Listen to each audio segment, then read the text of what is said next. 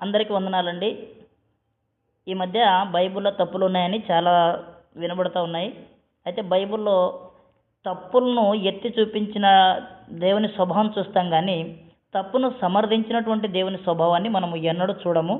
మనుషులు చూసే కోణంలో అది వారి అవగాహనను బట్టి, వారి వారి ఆలోచనలను బట్టి తప్పనేది వాళ్ళకనిపిస్తుంది గానీ, గ్రంథంలో ఎప్పుడు దేవుడు తప్పును సమర్థించలేదు. ఆదికాండం 20 అధ్యాయం 12వ వచనాన్ని చదివి తప్పును మోపుతున్నారు. ఒకసారి చదువుదాం. ఆదికాండం 20:12లో ఈ విధంగా ఉందండి. అంతేకాక ఆమె నా చెల్లెలన్నమాట నిజమే. ఆమె నా తండ్రి కుమార్తె గాని నా తల్లి కుమార్తె కాదు. ఆమె నాకు భార్య అయినది. ఈ సృష్టి నిర్మాణం అయినప్పుడు దేవుడు యేసుప్రభు ద్వారా ఒక విషయం తెలియజేశాడు. భార్య ఒకరికి ఒక భార్య మాత్రమే ఉండాలి, బహుభార్యత్వం ఉండకూడదని దేవుడు ముందు నుంచి జత చేసేటప్పుడే ఒక భార్యని జత చేశాడు. అయితే కాలక్రమంలో అనేక భార్యను చేసుకోవటం అనేది మనుషులు దాన్ని అలవాటుగా మనుషుల పొరపాటు వల్ల జరిగిందండి. ఇప్పుడు ఆదికాండం 4వ అధ్యాయం 19 మనం చదివితే, లేమెకు 2 స్త్రీలను పెండ్లి చేసుకొనెను. వారిలో ఒక దాని పేరు ఆదా, రెండో దాని పేరు షిల్లా. ఇది మనిషి తన జ్ఞానంతో చేసుకుంది కానీ దేవుడు జత చేసి వారిని 2 పెళ్లిళ్ళు చేసుకొని అనుమతించింది కాదు. కాబట్టి మనుషులు తప్పు చేస్తే దేవుడు దాన్ని చేసినట్టుగా చూపిస్తున్నాడు కానీ దాన్ని సమర్థించడం లేదు. ఇప్పుడు అబ్రాహాము ఒక తండ్రి 2 పెళ్లి చేసుకున్నాడు. ఒక అమ్మ కడుపున అబ్రహం పుట్టాడు, మరొక అమ్మ కడుపున శారా పుట్టింది. తండ్రి కుమార్తె కానీ తల్లి కుమార్తె కాదని ఆయన అన్నాడు. కాబట్టి వారి పొరపాటును దేవుని మీద మనం ఎప్పుడు కూడా నెట్టకూడదండి. అది వారి యొక్క పొరపాటు. వారు మనుషులుగా బలహీనులుగా వాళ్ళు తప్పు చేశారు. కాబట్టి ఇక్కడ ఆదికాండం 12వ అధ్యాయంలో మనం చదివితే, ఒక దేశం నుండి దేవుడు వారిని పిలిచి, కల్దీయుల దేశం నుంచి ఊరను ప్రాంతం నుండి నువ్వు వెళ్ళిపోయి నీకు నేను చూపించే దేశానికి నడువని దేవుడు పిలిచినప్పుడు వస్తారండి. వచ్చేటప్పుడు వారి దేశంలో కరువు వస్తుంది. అప్పుడు ఆ దేశంలో కరువు వచ్చినప్పుడు ఐగుప్తుకి వెళ్దామని ఆలోచన కలిగి భార్యను తీసుకుని ఐగుప్తుకి వెళ్తున్నప్పుడు 11వ వచనంలో చివరి లైన్లో ఈ విధంగా అంటాడండి.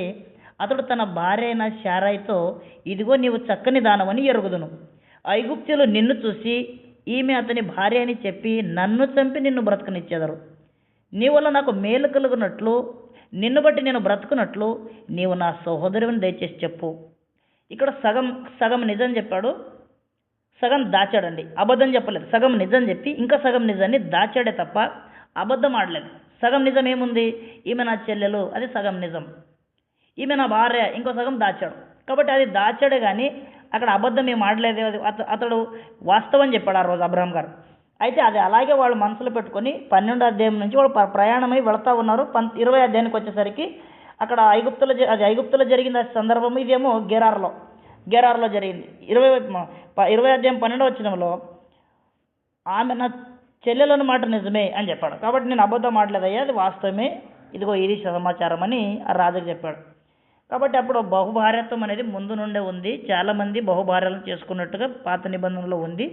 అయితే అపొస్తలుల కార్యం 17వ అధ్యాయంలో మనం 26వ వచనం చదివితే, మరియు యావత్ భూమి మీద కాపురం ఉండటకు ఆయన ఒకరి నుండి ప్రతి జాతి మనుషులను తీసుకుని వచ్చాడు. భూమి మీదకి ఒకరి నుంచి తీసుకుని వచ్చాడు. ఆదాము నుండి హవ్వ నుండి వారి కలయిక ద్వారా సంతానాలను భూమి మీద తీసుకుని వచ్చాడు, నరులను తీసుకుని వచ్చాడు. అప్పుడు ఆదాముకు పుట్టిన 2 మగపిల్లలకి భార్యలు అనేవారు ఇంకెక్కడి నుంచి మళ్ళీ దేవుడు ఇంకొక భూమి చేసి దాని మీద మట్టి చేసి మళ్ళీ పిల్లల్ని చేసి తీసుకొచ్చి కలపలేదండి, ఒకరి నుండే వచ్చారనమాట. అప్పుడు వాయు వరుసలు కానీ అన్నదమ్ములు అక్క చెల్లెల రిలేషన్ ఏవి దేవుడు బయలుపరచలేదు వాళ్ళకి. వారిని కేవలము భూమి మీద సృష్టించి ఆశీర్వదించి వదిలాడు. మీరు భూమిని నిండించండి అని చెప్పాడు. ఇప్పుడు జ్ఞానకాలం వచ్చిన తర్వాత చాలా విషయాలు మనకు తెలిసినాయి. అప్పుడు అజ్ఞాన కాలం కాబట్టి దేవుడు దాన్ని చూసి చూడనట్టుగా ఉన్నాడని అపొస్తలుల కార్యం 17:30లో ఉంటుంది. ఆ అజ్ఞాన కాలంలో దేవుడు చూసి చూడనట్టుగా ఉండెను అని చెప్పాడు.